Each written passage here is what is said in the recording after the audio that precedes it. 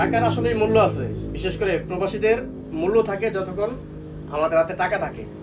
এটা মালয়েশিয়ার 100 টাকা নোট, এটা মালয়েশিয়ার 50 টাকা নোট, আর এইটা মালয়েশিয়ার 10 টাকা নোট। তো বিদেশ তো আসলে বিদেশে আমরা যখন প্রথমে আসি তখন 1 টাকার মূল্য আমাদের কাছে অনেক।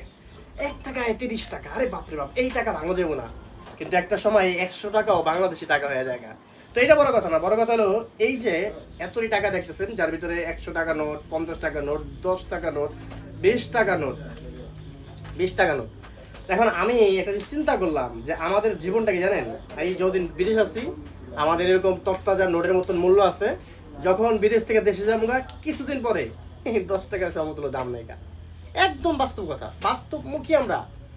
বাস্তব আপনার সামনে যখন আসবো তখন আপনি ঠিকই বুঝতে পারবেন। এত নোটের ভিতরে যত টাকা আপনি কামান আপনার নাই। এই 100 টাকা নোট কামান, 500 নোট কামান, 1000 টাকা কামান, আপনার নাই। লাস্টের দিন শেষে আপনার আছে কত? 10 টাকা।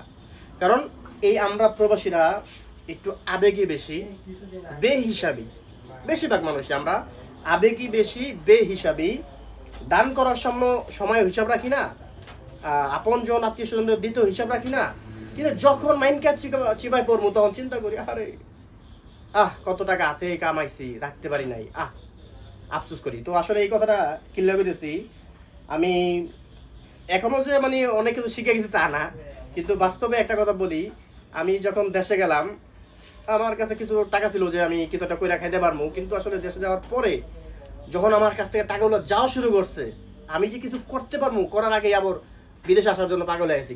তো অনেক সময় ভিডিওর মাঝে বলি যে ভাই যদি দেশে ভালো থাকেন তাহলে বিদেশে আসার দরকার নেই। অনেকে কমেন্ট করেন যে ভাই তোমরা তাহলে কি শিখতেছো, বিদেশে আসো কি লেগা। তো তাদেরকে বুঝাতে পারবো না, শুধু এতটুকু বুঝাতে পারবো যারা বিদেশে আসেন মূল্য এই 10 টাকারও যেরকম দিব, 50 টাকারও দিব, 100 টাকারও দিব, কিন্তু নিজের চেয়ে বেশি কিছু না।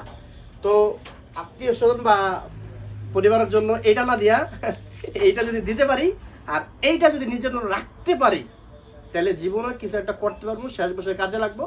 বয়স কিন্তু বেশি নাই, প্রথমে স্বপ্ন নিয়ে আইছিলাম 3-4 বছর থাকবো, ঋণ পিন শোধ, ক্যাশ 2 লাখ কামায় যামুগা। আর এখন মানে ওই 2 লাখ তোর খানা নাই, ঋণ পিন শোধ করতে করতে 3 বছর শেষ, এখন 2 লাখ আর কিছু হয় না। বাংলাদেশে গিয়ে আপনি 20 লাখ 25 লাখ টাকাও কিছু হয় না, কারণ আমরা পারুম না। তো এই কারণে আমাদের একটা লং একটা পরিকল্পনা থাকা লাগবো যে আমরা যারাই বিদেশে আছি কেউ এই টাকা পয়সা দেখে ভাই আজে বাজে কমেন্ট করেন না। আমি শুধু উদাহরণ দেওয়ার জন্য আজকের ভিডিওটা তৈরি করা, যে আমাদের এখন শেষ স্টেজ, যে নতুন আছেন তার জন্য, যে পুরাতন আছেন তার জন্য, যে আমরা এখন যখনই দেশে যাবো একবারে মানে মানে নিজের একটা ভালো অ্যামাউন্ট যদি না থাকে তাহলে আবার আমার মতন বিদেশ আইতে হইব, আবার বদলা বেচা লাগবো, আবার কষ্টের দিন কাটাই দেব। তো এই কারণে যত্ন সহকারে নিজের জন্য কিছু করেন, সেটা যা পারেন, কি করবেন এটা আপনার ব্যাপার। আমার বুদ্ধিতে আপনি কিছুই করতে পারবেন না, কিন্তু আপনার বুদ্ধি দিয়ে আপনি আপনার জন্য, প্রবাসীরা প্রবাসীদের জন্য অবশ্যই কিছু একটা করার চেষ্টা করেন। এটা আমি এখন আগের মতন ভিডিও বানাই না, আগের মতো মানুষের মানে জ্ঞান দিতে চাই না, কারণ আমি নিজেই অজ্ঞানী, আমার নিজেরই জ্ঞান নাই। আপনাদের সামনে বলাটা মানে কি, আমি যদি নিজের জন্য করতে না পারি তা আপনাদেরকে বলা মানে শুধু শুধু অনর্থা। তো আসলে আমি আমার জায়গার থেকে একজন প্রবাসী হিসেবে ব্যর্থ। আমি চাই প্রত্যেকটা প্রবাসী সফল হোক, এবং ইনশাআল্লাহ আমার জন্য দোয়া করবেন, আমিও সফল হইতে চাই। ভালো থাকবেন, আসসালামু আলাইকুম।